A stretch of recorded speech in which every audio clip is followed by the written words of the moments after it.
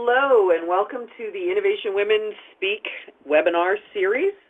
I'm Bobby Carlton. I'm the founder of Innovation Women. If you're not familiar with Innovation Women, we are a visibility bureau for entrepreneurial, technical, and professional women. We connect female speakers with speaking opportunities, and we connect event managers with female speakers. Unlike a traditional speakers bureau, our goal is gender-balanced conferences and events. It's so much more than a traditional speakers bureau. Event managers can find speakers, and speakers can find speaking engagements and other visibility opportunities. And if you're interested in becoming an Innovation Women speaker, membership is $100 a year and includes a wide variety of benefits.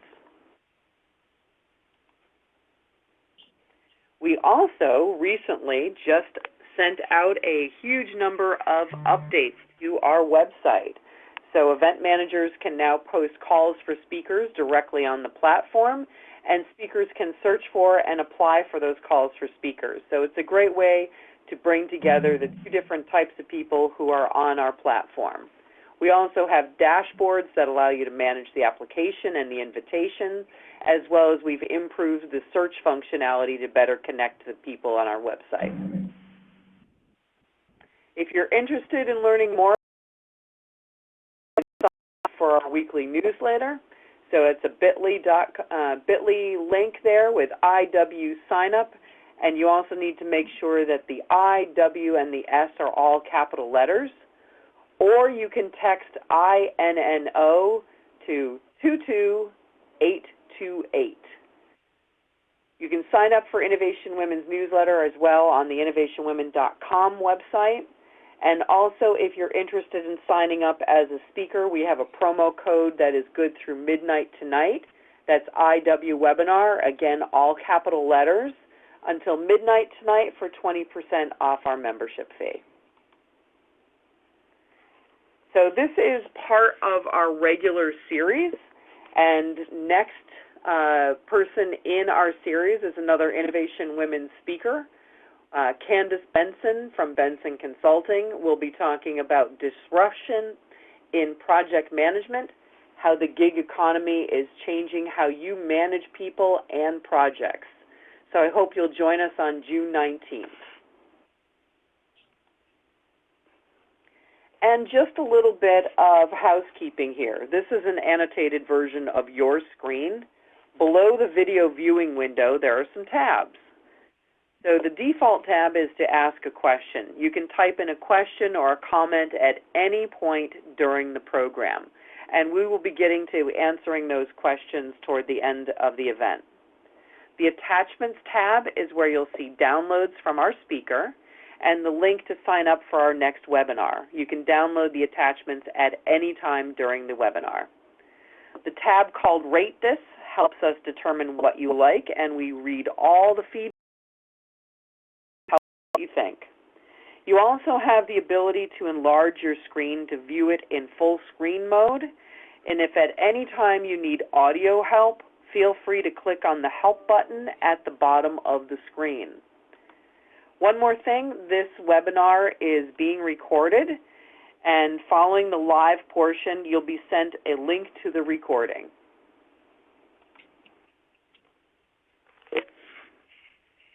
So today's feature is actually something super special for us. For the first time, we've got a guy on the webinar. So today's special guest webinar is with Robert Principe, and the title is I'm a White Male, Why Should I Care About Diversity? Robert is from Organizational Change for Social Impact, and I actually had the pleasure of meeting Robert in person yesterday. So he was one of our guests on the Male Allies panel at LiveWorks. So welcome, Robert. Thank you, Bobby. Pleasure to be participating today. Thanks for coming and joining us. Absolutely, absolutely. So maybe you can tell us a little bit about why you're here and what's the story that you'd like. Thanks. Greetings, everybody that's listening in. Thanks for joining us. I'll be straightforward and simple in relationship to this. In essence, my having now for over 25 years being engaged in diversity and inclusion work is basically about my life values. The reality is that it's complete misinformation in my estimation that how we build organizations and communities that are not anything but inclusive it absolutely is in all of our personal, professional, organizational, societal best interest, health, and well-being. So as far as I'm concerned, equity and people having vibrant lives versus struggling, wherever that might be in the work environment or otherwise, is a basic piece that all of us need, and it benefits all of us to play a role in making that happen for more of us than less of us. That's where I start with this as to why I'm here. Gotcha. So what got you to this point in your career? Why did you take this path? Yeah. I think a lot of people have these stories that are, oh, you can't believe, what I did X number of years ago, or the roads are always, there's never a straight line, right? I mean, rarely there's a straight line anyway. Where I got into this work was when I was back in higher education in the early 90s. And people tend to forget that higher ed for many hundreds of years essentially was all white and all male. And as doors became open first to women and then students of color, et cetera, and then those same demographics in the work environments in higher ed, more folks that look like me, white, male, et cetera, as a starting point, needed to get engaged in the work because it was a problem if it was just professionals of color and women doing diversity work on college campuses. I eventually became a director of diversity for the combined 13 years internally, and then since 2011-12, I have been doing full-time consulting, all diversity and inclusion work. So it's interesting, the title you gave us talked about capturing the diversity dividend. So tell us a little bit about what that is and a little bit more about it. Sure. Well, you can see on the screen, everybody can see on the screen how it's defined. By the way, there are two really good reports put out by McKinsey & Company. This is defining this diversity dividend from the first report from 2015. The next slide will show you the 2018 version of this. What this says is that, and here is almost a common sense need for advancing diversity inclusion organizations. Who would argue with these enablers of growth? Whether it's access to talent, whether it's better decision making or access to a more diverse customer base or better retention of employees, high performers, and then the overall branding that it brings. I think any organization would seek this out. And so the parallel, the diversity dividend is just that. Organizations are healthier. And by the way, this growth is financial. That's, affects the bottom line. That's what these reports, point out. And as you can see on this next slide, in the Tandem Report, that they went back and did it again 3 years later and came up with the same information, that they were financial returns.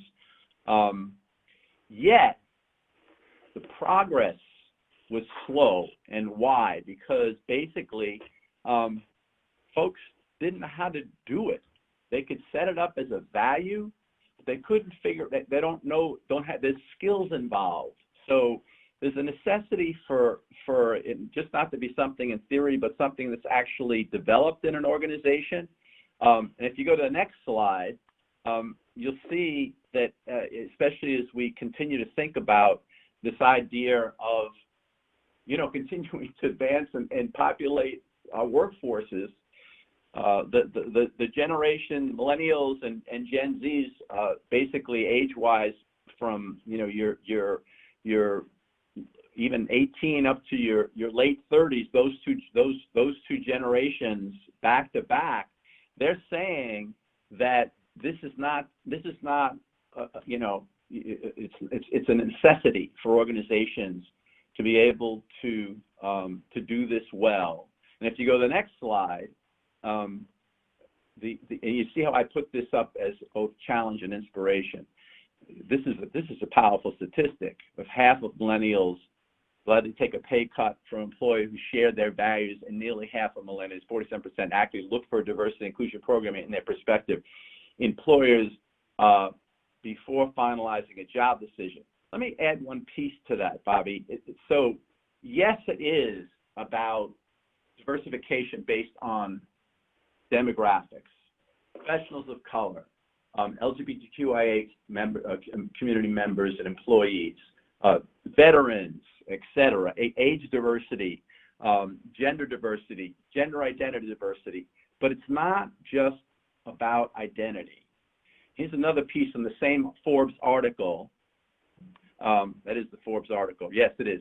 That says millennials want to achieve results by gaining more ideas, insights, and perspectives, and by facilitating a sense of belonging. So it's a cultural piece as well. It's where my work environment is collaborative. The innovation comes from that collaboration, and obviously, the more diverse perspectives and backgrounds and experiences you can bring to that process, bring to that collaboration. You know, the folks coming into the workforce now are saying this is just a critical thing in the way I want my work environment to function, beyond the fact of who those individuals actually are. So it's a cultural piece and it's a people piece. Interesting. So if diversity and a company's financial performance are connected, why are we still having this conversation? I mean, why are we still having these challenges? So many companies are still not diverse in their hiring and their operational strategies. Yeah, that's a good question, because that's exactly what the McKinsey research has shown. People believe that it's a value, yet are not actualizing it. So the next slide has an example of where the challenges might lie. Let's take a look at this as together for a minute. Here's a case in point. And by the way, I said earlier, I've been doing this as a consultant since 2011, 12. And in that time, I checked recently. I've done over 10 full diversity and inclusion assessments on organizations, large and small, 120,000 employees, not by myself, obviously, down to small organizations, 250, 300. So large organizations and teams of consultants. But what we do when we go and assess the practice of organizations is do online survey, focus groups across demographics of race, gender, sexual orientation, et cetera, review of policies, practices, and procedures, as well as leadership interviews, all focused on this conversation of what's working well, what's not working well in terms of being to access the diversity dividend. So I've done many of these assessments. This case is an example of some of the challenges I see. I wrote it, based on a conversation with managers in a particular organization. As you can see, here's a situation where an organization is doing well, and leadership is saying we need to get talent. And by the way, the latest out of Deloitte, et cetera, repeatedly over the past number of years, the biggest challenges for leadership, CEOs, and down in organizations is accessing talent. So, an organization needs to be able to know where the roadblocks are, and is there a bias, on gender bias in the hiring process? Or do professionals of color in an organization face more roadblocks to advancement at the point of retention and promotion, et cetera? No specifics about challenges. When you look at this case study, you can see where managers get in the room and everybody says, yeah, this is a great idea, but then later on, these side comments, here we go again. We are constantly getting new things, new ideas thrown at us. Another new program, we're drowning, I can't even cover what I need to get done. And then this last one kind of puts it all together. Look, they pay me for the expertise I have. Now D&I, now diversity inclusion, come on. Unless you're telling me it's broke, and then the ultimate piece of, it's almost like a protective piece when people feel that challenged is, I'm not a bigot.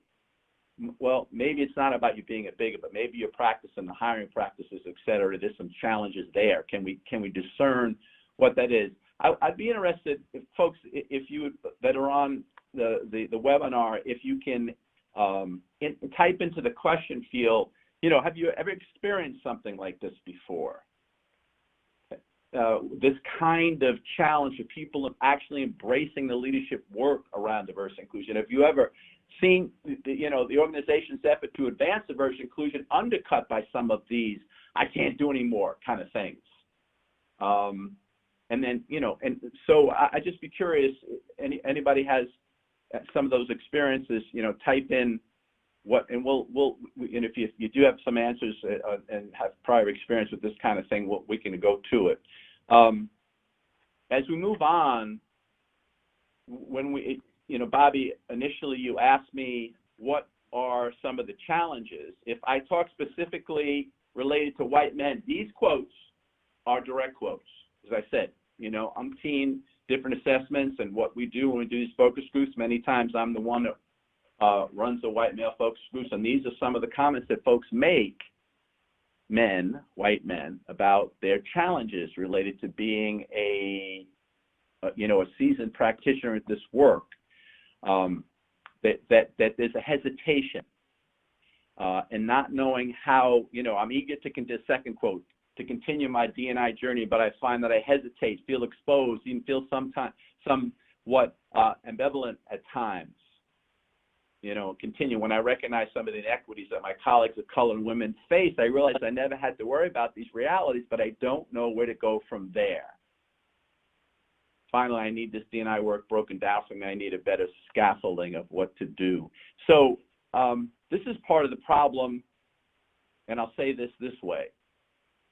Traditional leadership, which is still very much at play in the in all of this, is top down. It's non-inclusive, and also, and I'll say this specifically, that there's a preponderance from my conversations with folks and my own challenges in developing this work, is that the idea that I have to be in control, I have to be in charge. You can see how that's the antithesis, to some extent, of the comment I made later from the Forbes research, where millennials want to achieve results by gaining more ideas, insights, perspectives, facilitating a sense of belonging. A good manager now needs to be able to build that collaborative space across lines of human differences: gender, race, sexual orientation, years of experience, roles, etc. Not be top-down heavy in decision making. So some of this hesitation, and please hear me clearly as a white male, I'm saying this is not to say, oh, poor white guys, they have such a struggle. That's not what the point is.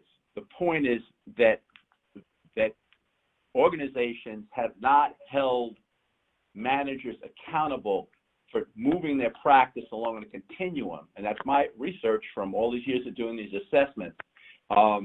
And this is where it falls down. This is where organizations don't get to be able to benefit from the diversity dividend. And then folks, get resistant in worst case scenarios, et cetera. So these are some of the reasons why the companies still struggle to be able to advance diversity inclusion. And finally, I'll say, it's not linked to business outcomes. The business case is not. And then you've got these managers that don't know what they're doing. Little side note story, when I was doing this work internally, one of my jobs was to check the practice department heads in terms of hiring. Because if you're going to do this well, you need to look at all junctures of the employee life cycle, at promotion and retention, et cetera, right? So I'd sit down and say, go ahead, we've got an opening in your department. Let me see you sort your resumes. And when you're done, let me know. When you get your pile of folks that are going forward and a pile of folks that are not, let's take a look. And we'd look at the pile of folks going forward, that were rejected, all right, or both piles. And the folks going forward all had not only similar identities, but similar credentials, background, experience. And finally, the manager had to say, I don't know how to do this. I don't know how to source for diversity. So that's where the rubber hits the road, essentially, as well as the fact that organizations don't build a business case for the work. So these are some of the reasons why people and organizations are not able to access the diversity dividend. And then if we go next slide, I'm sorry, I'm flipping back and forth if I'm behind a little bit. You can see some of the consequences of white men, or anybody else for that matter, in a management position, where professionals of color, for example, are limited because many times people think of leaders in a particular light, and that their professionals of color, for example, find themselves at an immediate disadvantage in trying to look, sound, and act like a leader. And there's data on this that point to male, white, et cetera, as what defines that leader. So that's a challenge. And you go to the next slide. This statistic is a deeper dive into how we suffer as a result of this. Only 13% of Black female Harvard MBAs over the past 40 years have reached the senior most executive ranks. And when you look at some of those quotes there as to what, additional challenges, disparate challenges, impact that they have on their efforts to get the leadership ranks that white males don't face, everything down to this idea of constantly having to dismantle the mindset that I only got hired because of affirmative action. I only got hired because I'm Black versus my excellence and my skill set. So there's a lot of consequences to this problem of individuals, white male, certainly preponderance, because that's we know that for example, less than 5% women CEOs, et cetera, and certainly less women of color. This is part of the challenge as to why there is organizations struggle with this work. So why do white men disengage when the leadership is not white men? Yeah, I think if we can, yeah. So this is another study. This is how, and I'll just say this as a white male, I have to constantly remind myself where my blind spots are. Even after I've been doing this work since the early 90s, this happened, if you remember yesterday, Bobby, in our panel, which was a discussion of white male allies, and we had 3 men that were white males, and I understood there was a comment from a professional, a male of color in the audience saying, "Where's the males of color on the panel?" And it was a legitimate piece in terms of concern to be raised. There's at the same time that there's a questioning that white males have for, because I use this phrase, secondhand smoke, meaning that if you get enough misinformation thrown at you over a period of time about, say, professionals of color, say women of color, and you buy into a majority narrative that says, that's challenged the value of diversity, and gets into, the arguments about affirmative action being about quotas and all those kinds of things, it affects you And then if you're not used to working with folks that don't look like you and struggle with those stereotypes and those biases, it can be as bad as this, where literally white men are disengaging across the organization, having not developed a capacity and skill set to work with diverse populations. So what's the impact to the company and the impact to overall society? Yeah, I appreciate you pushing it out to overall society. That's the point. We suffer the consequences on multiple levels.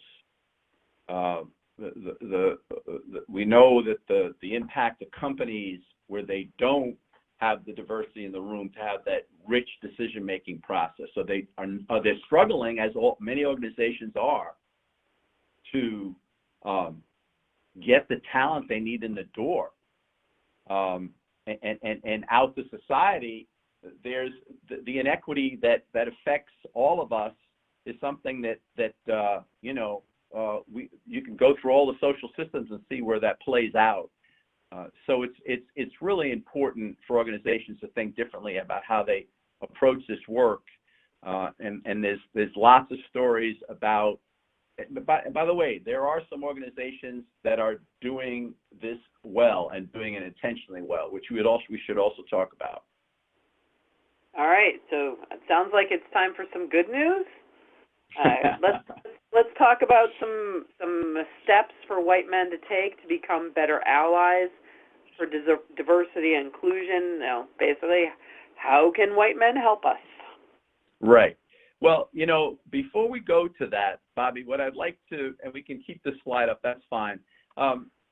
There is good news, literally, both in terms of leadership and organizations, and some of it's coming from white men, and some of it, I am here in Massachusetts, Eastern Bank, which is a very I don't like the word progressive. I like the word aggressive, meaning intentionally aggressive to build this out. They're so strong at this work. They have a program called the Business Equity Initiative. People should look it up to study it as a model. The bank intentionally supports communities of color and entrepreneurs to build out their capacity for growth, with all sorts of resources, financial as well as mentoring, et cetera, and help them figure out the strengths and challenges to grow the organization. So the bank is intentionally reaching to diverse populations to accentuate the resources for their growth. Bob Rivers, who is the CEO and president of Eastern Bank, is a white male, and he is out there on a regular basis speaking about these initiatives, supporting, and the bank is constantly supporting in the public sector initiatives and legislation and vocal about diversity issues. So that's very good news. And then is another example on an organizational level. Eversource, another Massachusetts company, with the hesitation you could see with organizations both on a personal level, practice level, as well as on a systems level. When I can't tell you a number of times in doing these assessments, organizations would say, "Oh, we just had an acquisition. There's no time for this now. We just had a merger. There's no time for this now." When it's interesting, Bobby. The next individual up in your series is going to talk about disruptions, right? That's in her title. The Eversource, when it merged three different companies, I think it was 2014-15, three different companies from three different states intentionally used that disruption to build their diversity work so that the new culture of the new organization would be entrenched in the culture. And there's still a work in progress, obviously, but instead of saying, "Oh, we're too busy, merger here, can't do it," they actually use the time and place of that disruption to build out their diversity work very extensively, hire chief diversity officer, et cetera, and build initiatives across the organization. And I'll say one more piece of good news. I think the kind of thing that Innovation Women is doing is also very, very good news. So, flat out what your focus is in creating a venue for women specifically to be, to speaking, et cetera, is saying diversity is a strength. We're not looking for validation. We're saying it absolutely is. There's all sorts of resources out there that can come in if we think differently about traditional, speakers, et cetera. So that kind of advocacy and then building an organization around that work and an alliance of folks that are supporting each other, that's good news. That's very good news. So there, and I'm not saying good news to say that substitutes for the needed work that has not transpired and where organizations struggle, but there's folks that are going after this in a very specific way that we need to study. Like I said, with the Eastern Bank piece, go study its business equity initiative for its strengths and what you can take away to bring back to your own organization. Great. All right. I'm going to move us on to our steps. Right. So walk me through 10 steps. Yeah. If anybody over there, I haven't had a chance to look at comments. If there's anything you want to pull out, I've been yapping away. Well, I actually will pull out one comment that one of our listeners has said that they would like to extend this conversation to include folks with different abilities, so physical, neuroatypical, mental health, etc., and the deaf, hard of hearing community. These are all barriers to ableism and autism. Often the language does not include the broader and deeper aspects of D&I. Yes, and I appreciate that comment, and thank you for raising it. Similarly to the gentleman of color yesterday who raised the issue about the all-white male panel, for someone who's thinking with this stronger lens of where there's an exclusion or a blind spot in this particular case in terms of abilities, disabilities, et cetera, that's one of the answers to this, that we build, from my experience, that we build opportunities like this for people to bring their good thinking and including the uniqueness of their perspective to the conversation, so we can, we just get this skill set and muscle to go, thank you for that piece. Maybe I didn't speak enough of that in my own language, so that makes me think about that, and then the next time I'll be more inclusive of that. Those are the ways that changes take place, where people can support each other in advancing their capacity to do this work. Is there anything else that stands out to you over there, Bobby, or shall I move on? I think we'll move on, and I'm going to save some of these other comments for the end. Thank you. So this 10 steps for white men to become better allies with diversity and inclusion, I'll just say this simply. This is what I've learned over a lifetime. And if you look at each one of these, so I have to continue to do this every day to be able to play a role, be part of the solution versus part of the problem, right? And you can see this is intentionally sequenced, and everybody needs to do this, but specifically white men, to disrupt. People use the word socialization. That means basically what your life has taught you. As a white, cisgender, heterosexual male, 67 years old, okay, basically able-bodied for a lifetime, that has given me a lens on life. So that first point is to constantly rethink who I am when I walk into the room with folks from diverse backgrounds. Because I'm a fish in water. all of those, heterosexual, white, male, etc., all those are all areas where I'm privileged in my daily walk since day one and continue to be.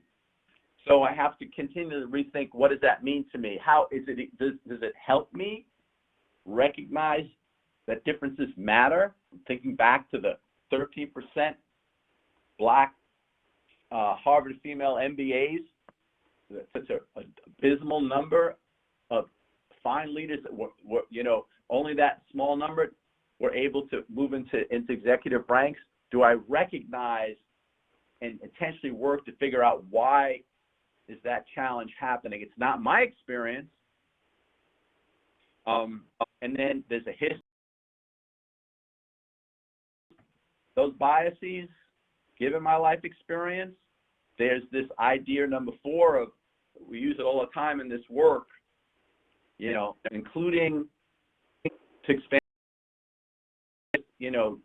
reach in a bigger way, but actually to get comfortable with being, uncomfortable. Because there's times and places like yesterday with a panel where, there was a good thing. It was a good thing. People can't talk about their disparate experiences, the differential life being marginalized and visible, et cetera, and a room to freeze.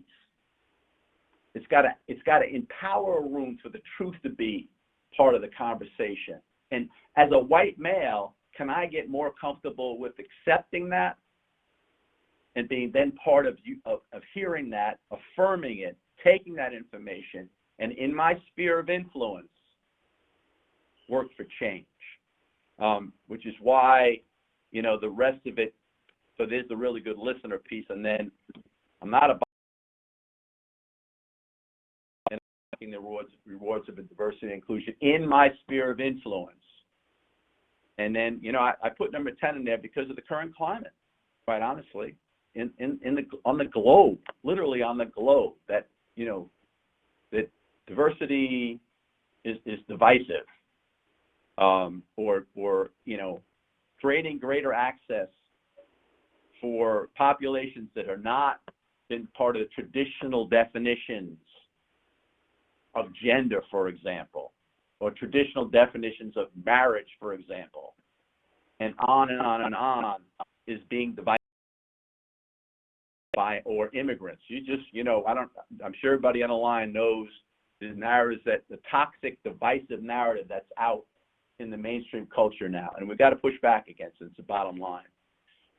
So this is true for everyone, but it's certainly specific for white men to be able to do this work from the personal to the interpersonal, organizational, societal level. This next slide, it's improper English. Do it different. But I left it that way because that's the way I like it. It can be as simple as that. Meaning, if you've got ways that you've been doing things for a bunch of years, and now you have new ideas coming forward, you got to look to a diversification of thinking and practice and policy, et cetera. Otherwise, you're going to do that. And there's these canons in this work. Well, we've been doing it this way for years. And that's when people stop. Well, is it effective? You say, here's how many times have people talked about, we can't find, in the tech industry, we can't find women, we can't find people of color. Well, how are you diversifying your sourcing and your pipeline development? More and more companies are actually developing talent to get the tech talent there. And I'll tell the story I told yesterday, example of how that's not happening. When I was doing one of the assessments in a large tech company in Boston, and I heard, I told you I do leadership interviews and focus groups, and a woman in a woman in tech focus group tells a story of how she and two of her male colleagues are facing, connecting on a project with a couple of representatives for a project they're currently working on. So it's 3 internal folks, 2 of which are male, 1 is female, 2 male representatives from the company, and the 4 men start the conversation, start talking about the project, et cetera, et cetera, et cetera. And finally, the woman in the room has to tap her colleague on the shoulder and say, excuse me, I wrote the code for this project. Do you think that, you know, not only should I be included in the conversation, but should, you know, you be turning to me to talk more about how this whole project is going to work? So when I say do it differently, it's right there. I mean, those guys walked into that room and took over and marginalized the leader of the project in the process. So it's that, it's almost like a check. Stop for a minute, check and think, you know, what is it I don't know? And how can I find out? Which is why it says on number 2, yes, sure, diversify, but there's plenty of times, I can tell you, for all my time in this work, professionals of color, women, et cetera, tune out. Stay with an organization for a couple of years, see if there's really an opportunity for growth, a sense of engagement and inclusion for me and what I bring. If there's not, I'm gone. And that's how people lose talent. And to the person that brought up the issues of people with abilities and disabilities, it's the same issue there, where, you know, managers, this is from an assessment as well, managers ill-equipped to support folks and their needs and access the talent and distinctive experience they bring. As a matter of fact, questioning their needs based upon their lines of ability and disabilities. So there's a poor management practice that loses that talent. So this issue of diversifying, but then asking diverse talent for their ideas and what they need to bring their best is really important. This number 3 is especially for white men. You know, it's not about being in control. Number 4 is you can't just impose this stuff. That's what the case study said earlier. You know, even and people didn't even admit it in the meeting, but later on they were saying, is he kidding us? I'm up to my ears, right? So you can't just impose these initiatives. If you go down the list, it's really important. I think the assessment is a great idea because, you know, then it's not cookie cutter and generic.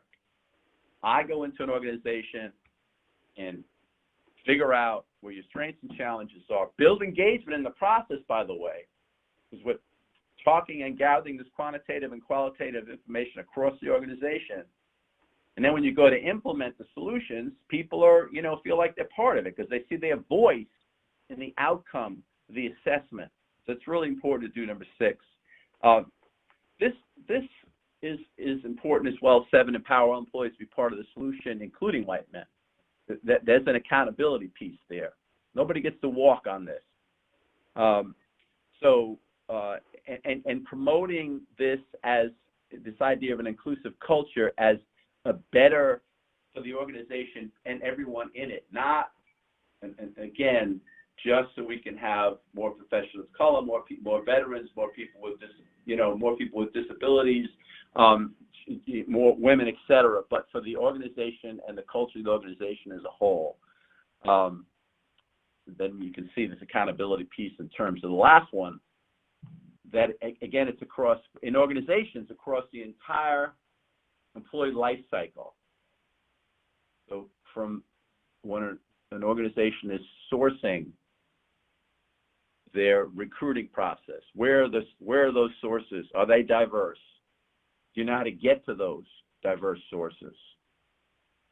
And then in the hiring process, is the hiring process itself, interview questions, interview teams, et cetera, are they, you know, there's so many times that job descriptions are written with gender bias stuff in it, or, you know, or questions. I was working in an organization once where, you know, it wasn't the old boy network, it was the new boy network. Guys were asking questions about video games. No lie, in interviews. If you were this character in this game. So, I mean, that's problematic that it's happening, number one. Number two, the organization is not paying attention enough to practice to see where those biases play out. All the way out to the, you know, issue of equitable access to promotion, to mentoring, to sponsorship. Those all need to be assessed as to how effective or ineffective they're actually happening. So those are, you know, a couple of lists, both for individuals, white men for sure, all practitioners in an organization in terms of trying to advance these, the value of DNI, access diversity dividend, and then thinking, again, it's so important not just to think about this on the level of practice, although it's critical, but to think about it in terms of systems and policies and procedures and assessing to find out where strengths and challenges, and then build a system of accountability for moving the needle. By the way, we always, you know, use this for years, no matter where I've done this work. This is not a destination, diversity inclusion work. It's a journey.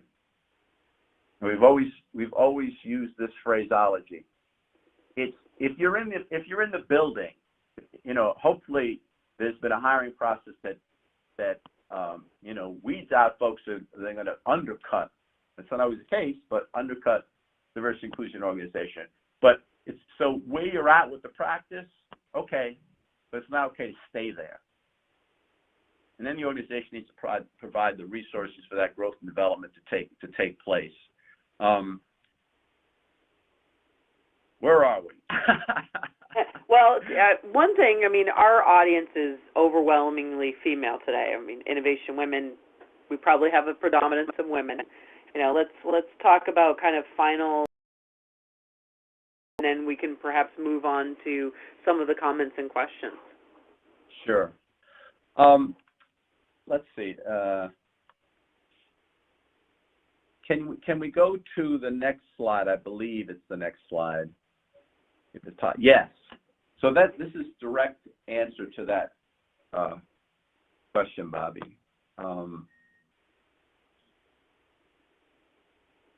For the women in the audience and other members of whatever one's identity, and feeling that there's a lack of support or accountability in an organization, or in direct in relationship with male colleagues or male supervisors, you know, in some cases, if an organization is not doing this work, that's the first step of accountability. You know, please, I'm saying this in all due respect. You don't just say, okay, I leave, because we all know we got to pay our bills.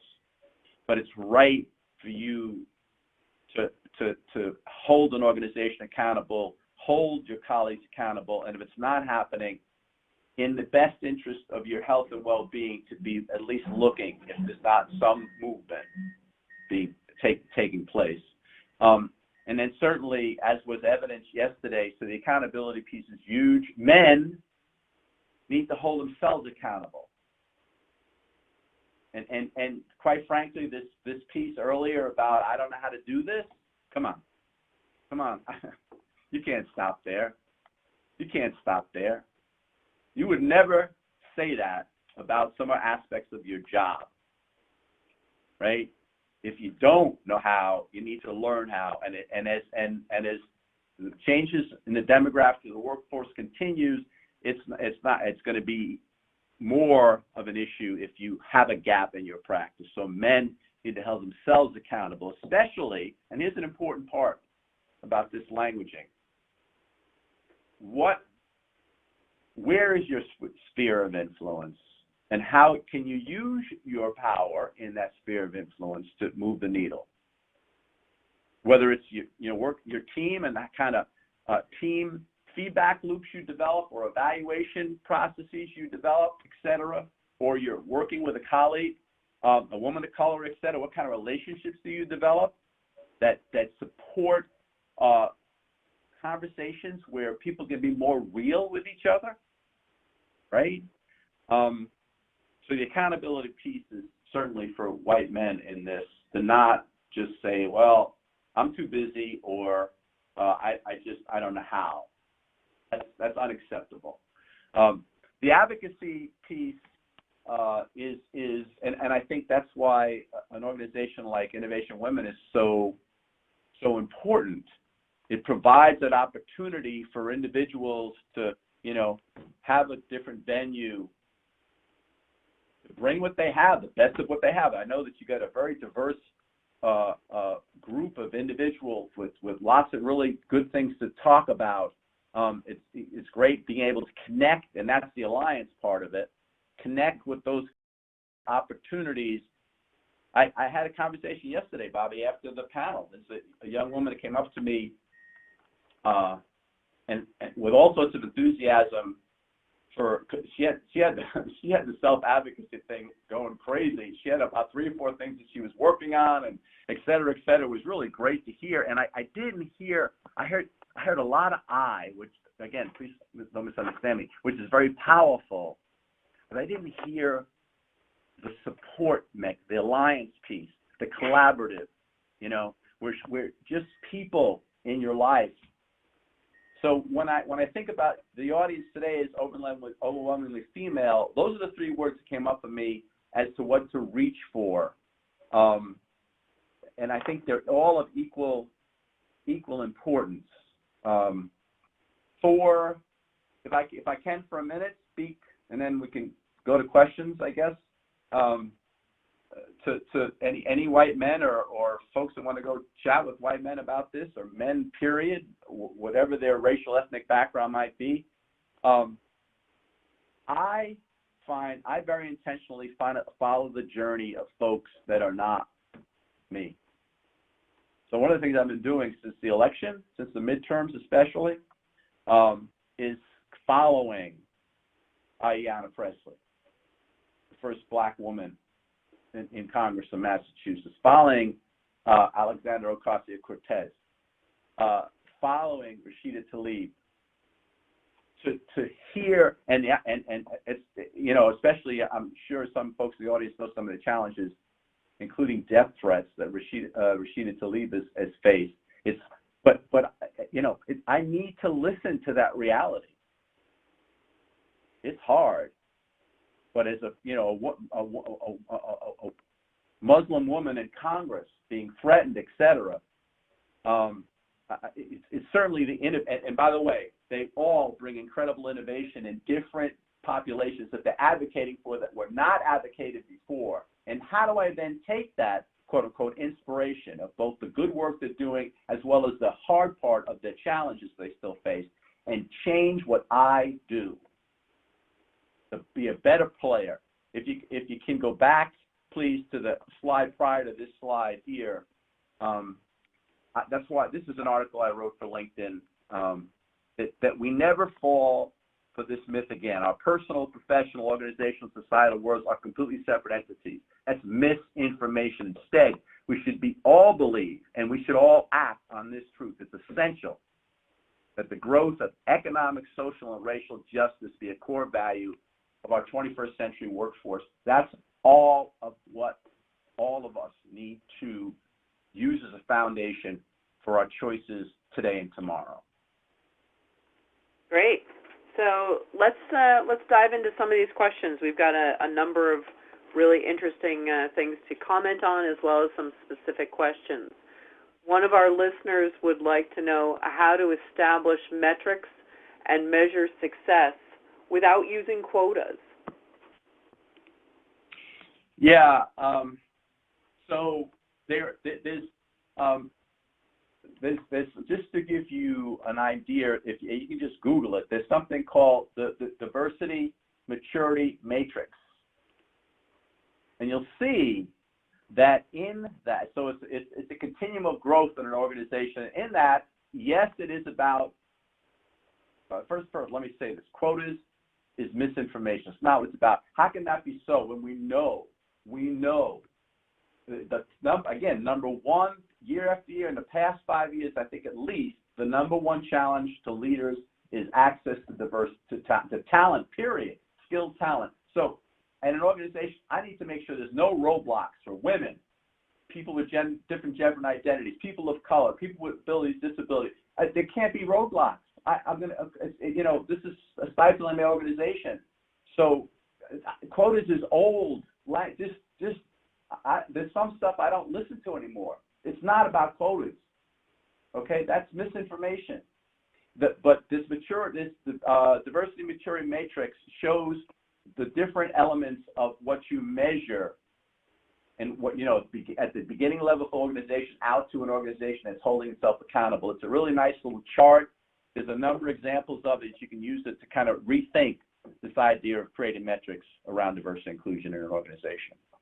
That sounds great. Another one of our questions here is, I read in the McKinsey report that men are promoted based on potential and women are promoted based on their results. How can we change this?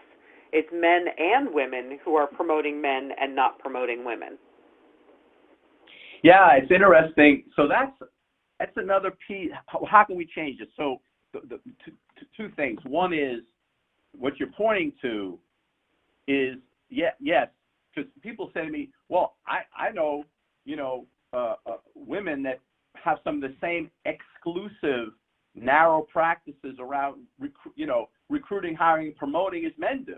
Well, yeah, because they're carrying on some of the same norms, right? Counterproductive norms that men are, right? I've heard a lot of stories like that. But to get, this is really important. The assessment process doesn't cookie cutter any of these issues, because you find out the exact, how that particular one that person just raised, how that plays out in your organization versus another organization. So that's really important. So now people see themselves mirrored in the information that comes forward versus, oh, this is from some report. I'm not putting down the McKinsey reports. They're great pieces of, inspirational piece of research. But you get to the specifics of your organization and where the strengths and challenges are, then people see themselves mirrored in the work, and in the process, you build engagement for the work, which is, in my mind, getting as many hands in the work as possible, that people see themselves as part of the solution, and then are held accountable for that. That's a win-win. Great. This next one is more of a comment. So it was when you were asking for people to share. This one says, I think I've experienced macro programs, i.e. big companies trying to focus on diversity, but on a micro level, I've seen and experienced microaggressions. So there is a movement towards progress, but it's not really there yet. Yes. So I appreciate that comment. Thank you to the listener that put that in there. I said earlier, this is not a destination, it's a journey. Every organization needs to see this play out within the context of, relationships, managers to people that report to them, team dynamics, policies and practices.